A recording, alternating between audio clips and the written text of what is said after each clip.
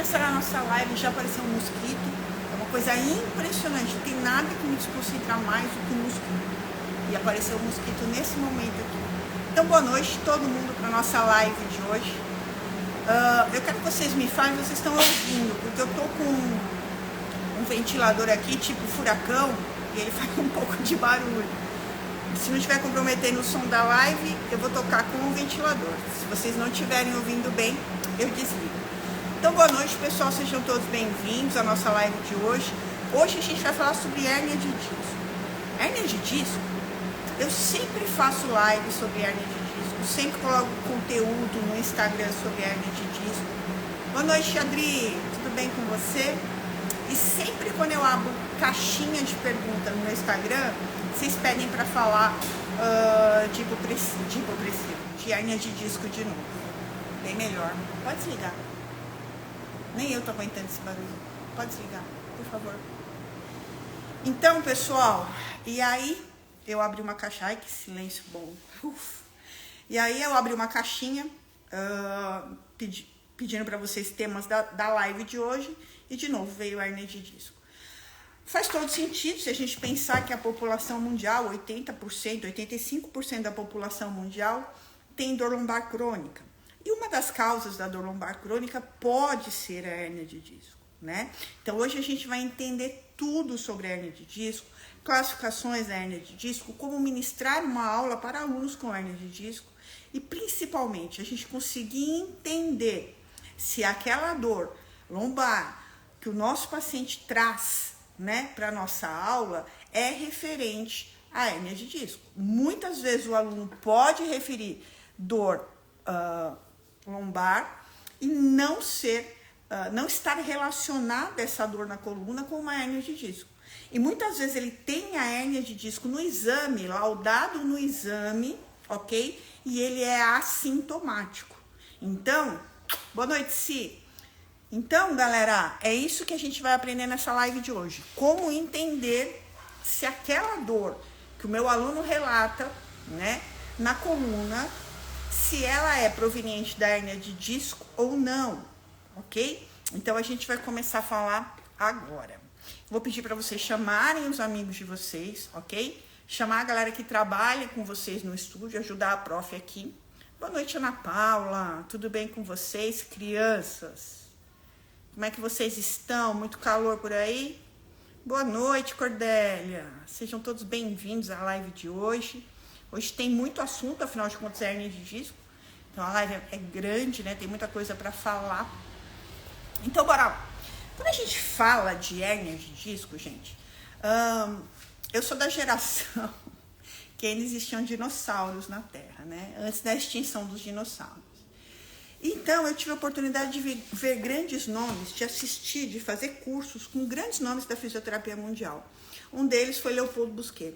E eu ouvi de Leopoldo Busquet, né, ele dizer que 95% das hérnias de disco encontradas dentro dos nossos espaços de trabalho, sejam clínicas, academias, estúdios de pilates, consultório, que Leopoldo Busquet falava em 95% das hérnias de discos são falsas. Somente 5% das hérnias encontradas dentro dos nossos espaços de trabalho são as verdadeiras.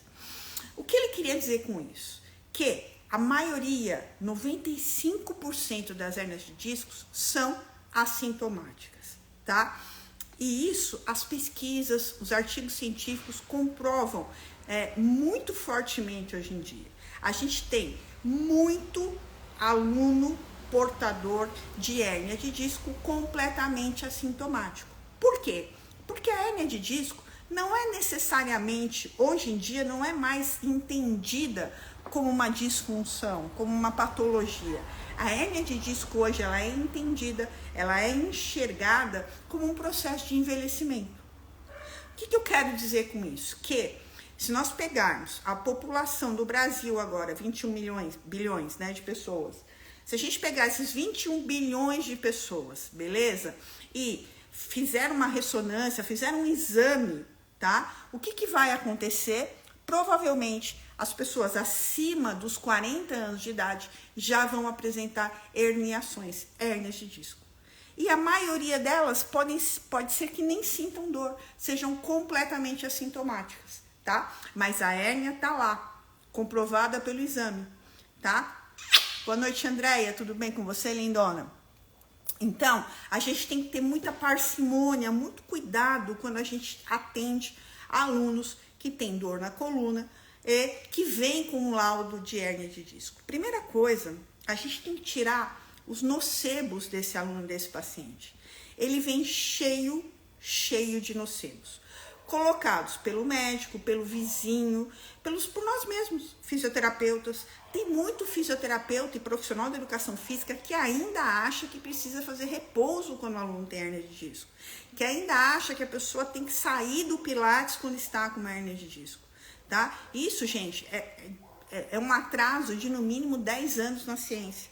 No momento em que a gente discute ser um processo de envelhecimento, a hérnia de disco assintomática, né? Você achar uma hérnia de disco no seu aluno e já correlacionar sem uma avaliação física, né, a causa da dor lombar dele, é um absurdo hoje em dia, quando a gente fala de ciência.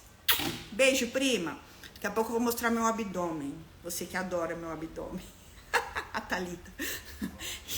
Então, gente, vamos falar um pouco da hérnia de disco. Existem alguns tipos de hérnia de disco. E eu trouxe a lousa para você. Beijo, P. E eu trouxe a lousa e a gente vai falar delas. Existe a hérnia de disco póstero-mediana ou póstero-central. É a que a gente mais encontra dentro dos nossos espaços de trabalho, certo? A póstero-mediana, tá? Existe também a póstero-lateral e a gente vai entender cada uma. Existe a foraminal ou a hérnia interna e existe também a hérnia extraforaminal. Cada uma com uma sintomatologia diferente, ok? E cada uma com uma postura antálgica diferente. Então, galera, é isso que a gente vai aprender hoje. Bora lá? Fitney, muda a câmera para mim, por favor. Então, olha só, gente. Você vai virar? Uhum.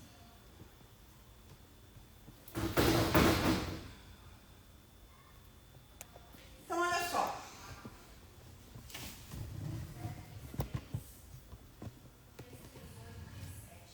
Primeira coisa que a gente tem que entender, tá? Aqui a gente tem uma vértebra, aqui a gente tem outra vértebra. Joaninha, só antes, vira um pouquinho porque a luz tava refletindo. Aí, deixa eu ver, peraí. Foi. Você pode ficar do outro lado? Então, olha só. Aí. Aqui a gente tem uma vértebra e aqui a gente tem outra vértebra, ok? E aqui a gente tem quem? O núcleo pulposo. O núcleo pulposo, ele tem a função de um disco, como qualquer disco intervertebral, né? Ele tem a função de um menisco, né? Ele é uma fibra cartilaginosa feita de colágeno e muita água, tá? Que ele tá aqui para quê? Para absorver pressões, para dissipar pressões, tá? Aqui a gente tem o anel fibroso, tá em volta do núcleo pulposo.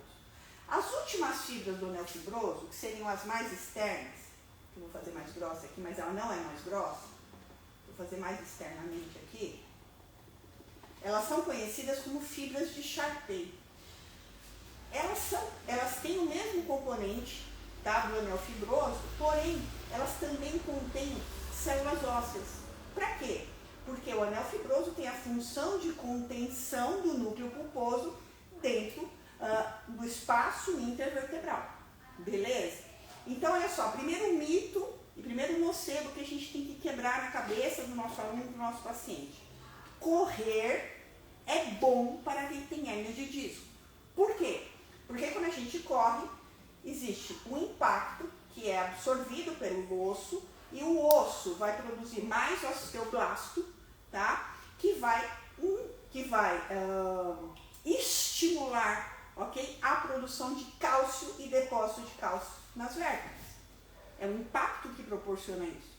Então, a corrida, como as fibras de Charpey, tem células ósseas, quando a gente corre e coloca a nossa coluna sob o impacto da corrida, a gente está fortalecendo as últimas fibras, que são as fibras de Charpé.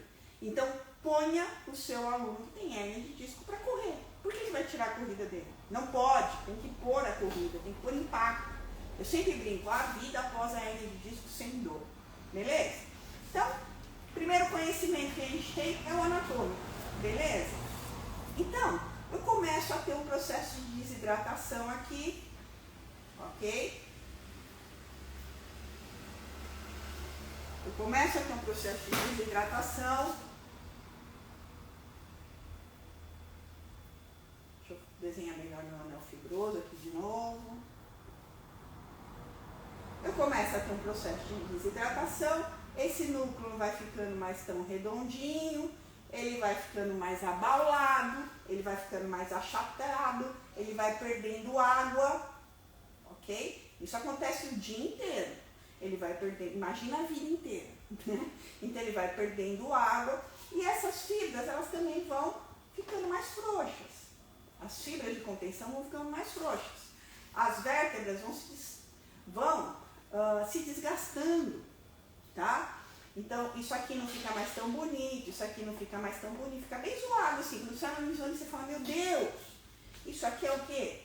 Envelhecimento. Isso aqui não é nada fisiológico, isso aqui é envelhecimento. Certo, galera? Muito bem. Então, isso aqui é um osteófito, né? Isso aqui é um abaulamento de disco. Até aqui tá tudo bem, se o paciente for assintomático. Beleza? Se o nosso aluno for assintomático. Agora, vou pegar outra caneta que essa aqui tá falhando. Deixa eu desenhar minha vértebra aqui de novo. Então, aqui, ó. Meu núcleo pulposo, ele começou a soltar muita água, ele está desidratando, tá? Aqui atrás eu tenho a coluna, aqui atrás eu tenho o ligamento longitudinal posterior, tá? Que percorre toda a coluna lombar, toda a coluna vertebral. E esse núcleo pulposo, ele começa a fazer uma barriguinha aqui, ó. E ele começa a tocar no ligamento longitudinal posterior da coluna vertebral. E aí o que acontece? Esse ligamento, ele é ricamente inervado, o aluno começa a ter dor. Só que ele ainda tem fibra, ó, do anel fibroso. Então ainda não é uma hérnia, é uma protusão. Quando eu ainda tenho fibras de contenção, mesmo que toque o ligamento longitudinal posterior, eu tenho uma protusão na coluna. Beleza? Quando que isso vira hérnia, Jana? Aqui, ó.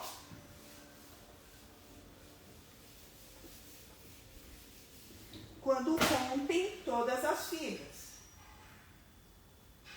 Então, aqui, ó, ligamento longitudinal posterior, aqui rompeu a fibra. Não tem mais fibra, tá rompido. E migrou água. Tocou água e colágeno, lembra que tem proteína também. Tocou o ligamento longitudinal posterior, aqui eu tenho uma hérnia. Show? Aqui, se a hérnia, qual é a próxima contenção depois que o anel fibroso se rompeu? O próprio ligamento.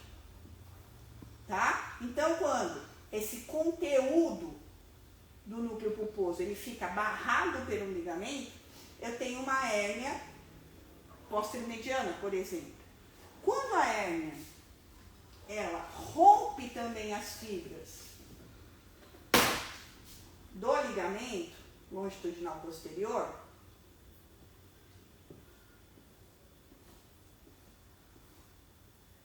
algumas delas, eu tenho uma hérnia interligamentar. A hérnia está locada no ligamento longitudinal posterior. E quando eu tenho um rompimento total, ok? Rompimento total do ligamento longitudinal posterior, eu vou ter uma hérnia transligamentar. Esse conteúdo vai ficar atrás, muito próximo aos músculos, ok? Profundos.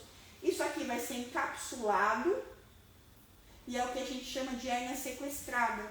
E ele vai ser sequestrado e eliminado pelo próprio organismo dentre 1 a 2 anos. Tá? O que eu preciso fazer para uma hérnia? Nada. Ela é uma doença autolimitada, como a gente fala. O que é uma disfunção, uma doença autolimitada? É como a dengue. Você não tem nada para fazer. Você pode tomar o quê? Você trata os sintomas e a doença tem um curso natural. Mesma coisa é a hérnia de disco, né? Ela tem um curso aqui, ó, na sequestrada, de 1 a 2 anos, que o organismo encapsula, ok? E manda embora do organismo. Tá, Jana, mas eu não vou esperar 1 ou 2 anos meu paciente está travado com dor. Obviamente que não. O que eu estou dizendo para vocês é que se a gente não fizer nada, que vai melhorar a hérnia de disco com o movimento, com as atividades do dia a dia. Beleza? Eu quero antecipar. Eu quero melhorar essa hérnia de disco para devolver a funcionalidade mais rápido. Obviamente, a nossa profissão é essa. Então, a gente tem que entender o posicionamento e as classificações da hérnia de disco. Então, olha só. A vértebra. Agora aqui, ó, é o processo espinhoso na linha média. Agora a gente está olhando de trás. Beleza? Uma vértebra. Só uma vértebra tá bom. Quando o núcleo pulposo ele é empurrado para trás, ok? Meu corpo está aqui, ó. Ele vem no eixo sagital empurrado para trás do núcleo pulposo, em direção ao processo espinhoso. Eu tenho uma hérnia póstero-mediana ou póstero-central, tá? O que eu preciso entender nessa hérnia póstero-mediana ou póstero-central? O meu aluno, meu paciente, vai ter muita dor na lombar. Então, na hérnia póstero-mediana, muita dor na lombar. Por quê? Está tocando o ligamento longitudinal posterior. Beleza? Mas não tem irradiação para membro inferior. Vai estar, é uma dor localizada na lombar. Show? E qual é a postura antálgica que ele vai assumir? Presta atenção. Quando a gente flexiona a coluna, né, como um todo, a coluna vertebral, o que acontece? A vértebra supraadjacente, ela faz uma inclinação sobre a subjacente, certo? Isso empurra o núcleo pulposo para trás, ok? Todo mundo aqui comigo. O processo espinhoso fica lá atrás também. Se eu tenho uma hérnia, ok? Indo lá para trás em direção ao processo espinhoso e eu faço um movimento de flexão, o que acontece? Eu empurro a hérnia mais ainda em direção ao ligamento longitudinal, tenho mais dor. Então, o que o nosso paciente ou aluno, o corpo do nosso paciente ou do nosso aluno vai fazer sabiamente? Ele vai adotar uma postura antálgica, antidor. Ele vai abrir a vértebra lá atrás. E como ele vai fazer isso? Ele vai retificar a lordose. Quando ele retifica a lordose lombar, ele abre um espaço posterior e a dor melhora. Ele tem um alívio daquela compressão posterior. Então, é aquele nosso aluno paciente que chega aqui, ó, pra gente. Tá? Completamente retificado. Beleza? Muito bem. Essa é a póstero-mediana. Eu posso ter... Essa é a mais comum, tá, gente? A maioria dos nossos alunos e pacientes tem a póstero-mediana. A hérnia póstero-lateral. Mesma vértebra, mesmo processo espinhoso. Tá? Ela vem em direção também ao processo espinhoso, mas lateralmente. Ela vem aqui, ó, mais ou menos. Um pouquinho lateral. Então, esse aluno ou esse paciente, ele vai ter dor na lombar, na póstero lateral, e também dor irradiada para o membro inferior.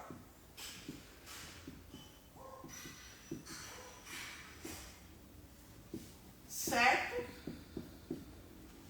Muito bem. Para que lado? Para o mesmo lado da hérnia.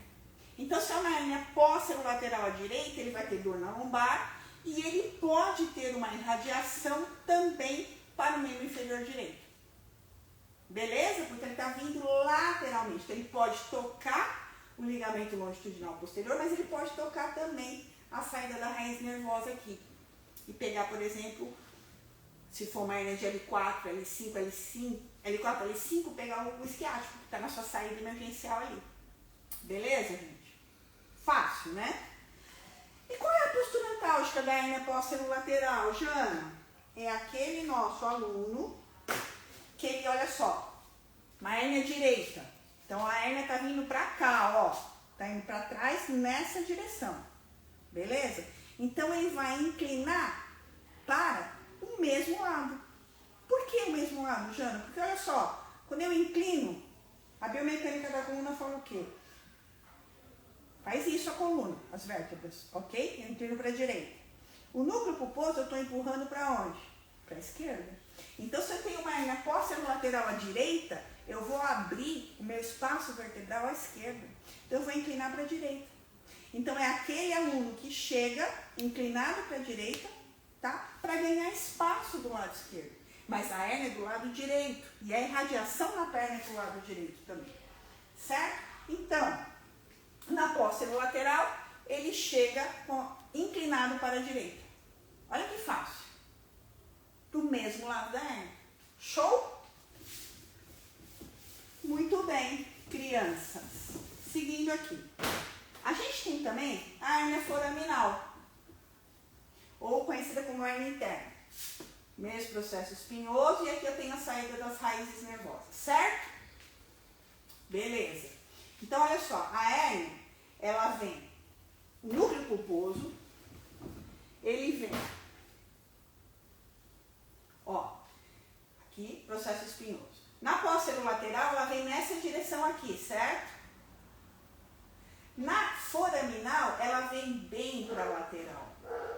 E ela pode tocar a raiz neural internamente. Por isso ela é chamada também de hérnia foraminal ou hérnia interna. Beleza? Então, essa hérnia aqui, ela vai dar muita dor em membro inferior. E é aquele nosso paciente, não vai dar dor na coluna, hérnia foraminal, hein? Cuidado, olha a pegadinha. É o nosso aluno paciente que chega em tríplice flexão. Ele chega claudicando. Por quê? Se a hérnia é do lado direito, como ele tem dor na raiz, na saída da raiz nervosa, o que ele vai fazer? Ele vai tentar tirar a perna direita mais rápido do chão. Então, ele vai fazer isso aqui quando ele anda, ó. E vai manter a tríplice flexão. Flexão do quadril, flexão do joelho e flexão do tornozelo. Beleza? Para ele fugir da dor. Hérnia foraminal. Beleza? Falta só mais uma. E aí a gente tem a hérnia extraforaminal. Processo espinhoso, raiz nervosa. A extraforaminal é aquela que, ó, ela vem para fora do forame. Ela passou o forame da raiz nervosa. Beleza? E aí o que o aluno faz? O que o corpo do paciente faz nessa hérnia? Inclina para o lado oposto. Porque ele tem que jogar a hérnia para mais longe. Ó, é só pensar na biomecânica. Se a hérnia é para a direita e ela é extraforaminal, se ele inclinar para a direita, ele faz o quê? Ele joga ela para a esquerda. Ele joga ela para a raiz nervosa. Ele não quer. O corpo não quer isso. Então ele inclina para o lado oposto. E aí ele joga a hérnia mais para a direita. Como ela está fora da raiz nervosa, olha aqui, ó. Quando ele inclina para o mesmo lado da hérnia, ele empurra ela mais para fora ainda, da onde dá dor, que é a raiz nervosa. Show? Viram como é fácil? Então, olha só. Póstero mediano. Inclina para o mesmo lado. Certo? Póstero lateral. Ele vai fazer a retificação da lombar. A hérnia interna ou foraminal inclina para o lado oposto. Perdão. Deixa eu fazer. Póstero mediano. Retifica a lombar. Tá? Póstero lateral. Inclina para o mesmo lado. Para o mesmo lado. A hérnia foraminal. Tríplice, 3 flexões das articulações do membro inferior.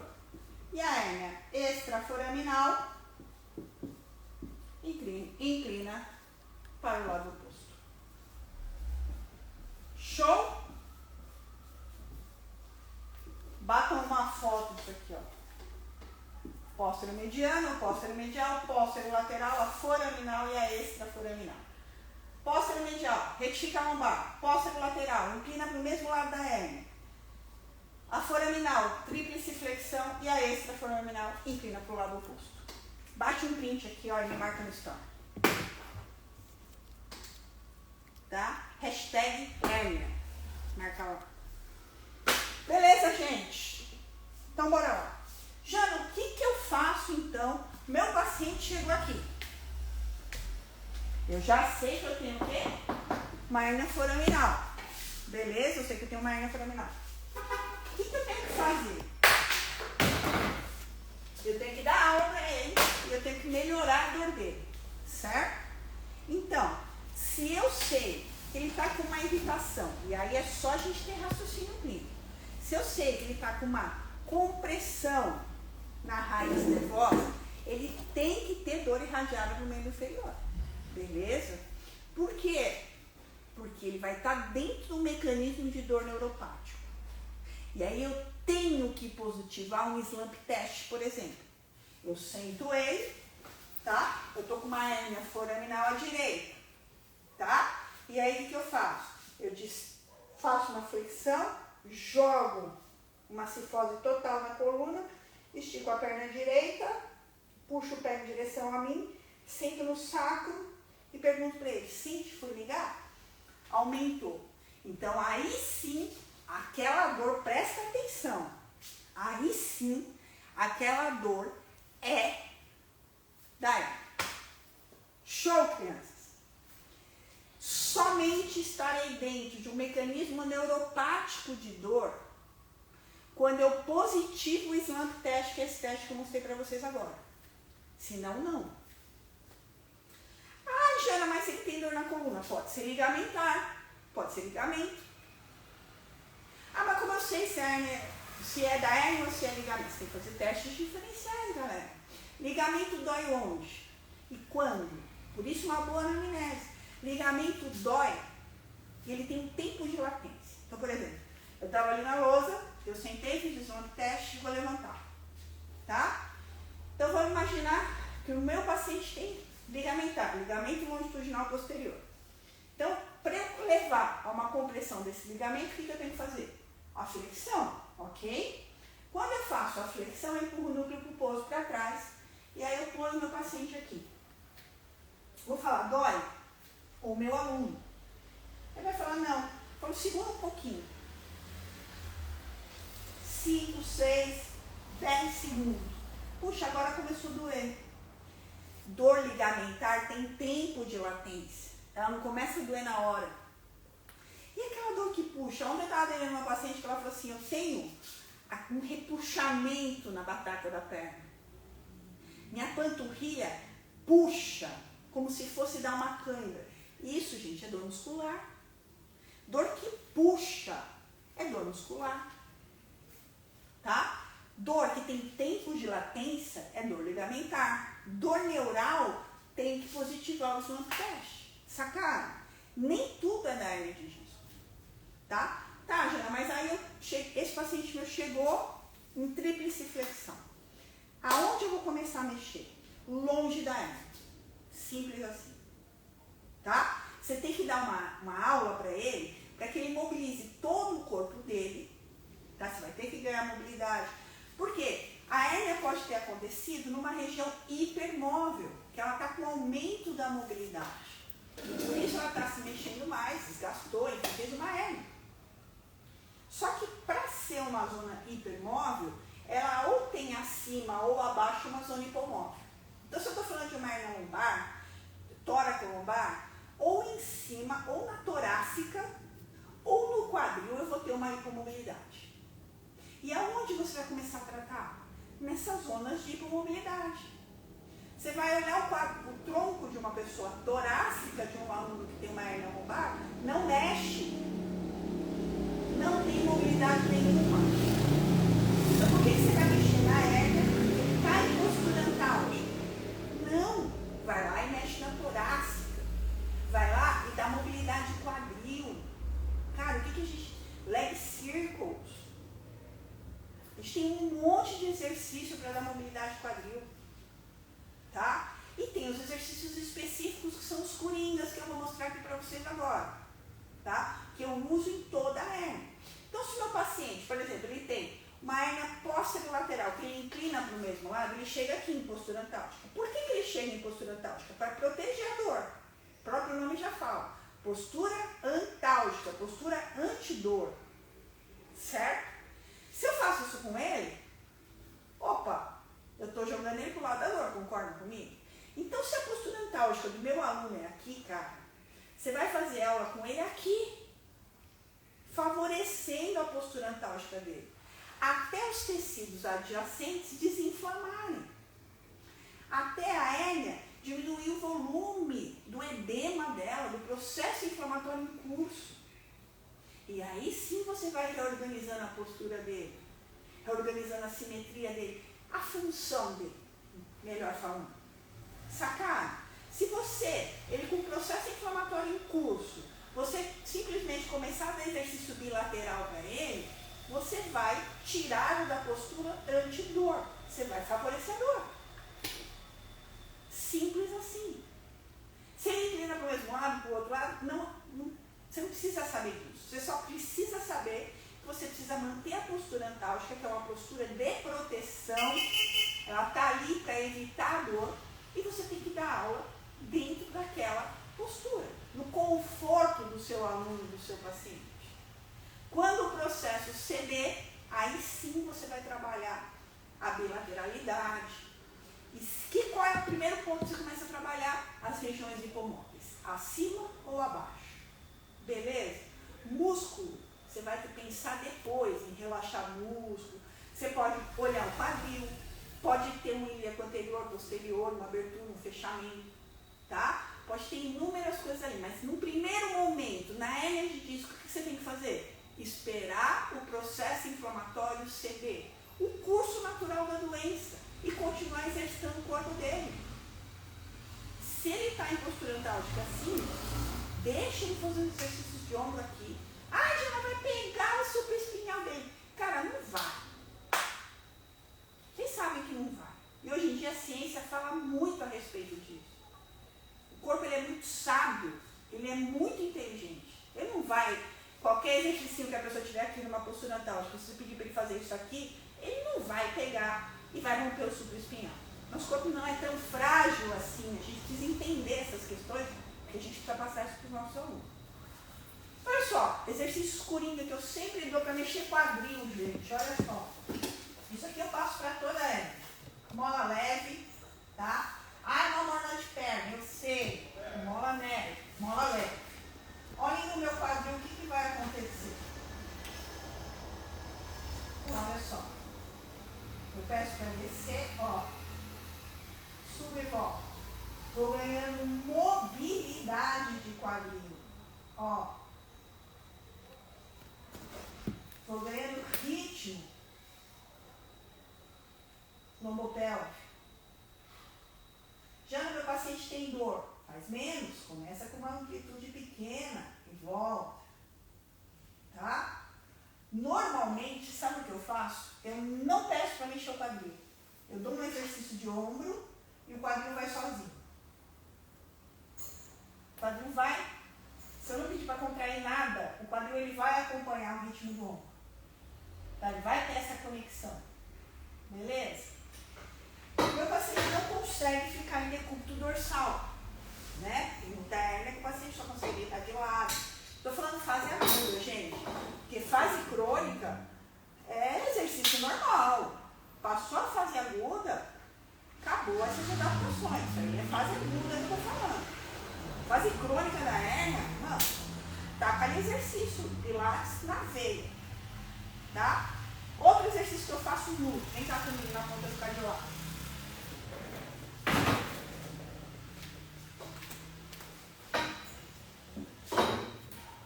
Vou deixar aqui.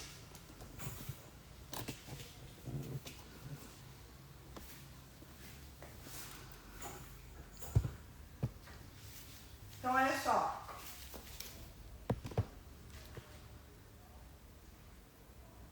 Foi? Então, olha só. Ele vai fazer em pé, não é? Então, ó. Eu venho, dou o ritmo e volto. Mesma coisa que eu fiz sentado. Venho, dou o ritmo e volto. Ok? Trago aqui no alto, desço, ó. Ensina ele a enrolar e volta. Ó. E volta. Tira a barra. Dá uma alça de mão, por favor.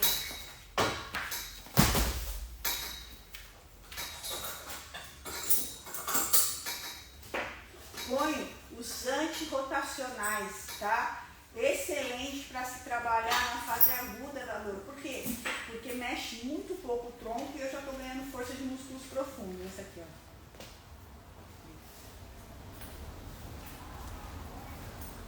Eu vou baixar aqui um pouco.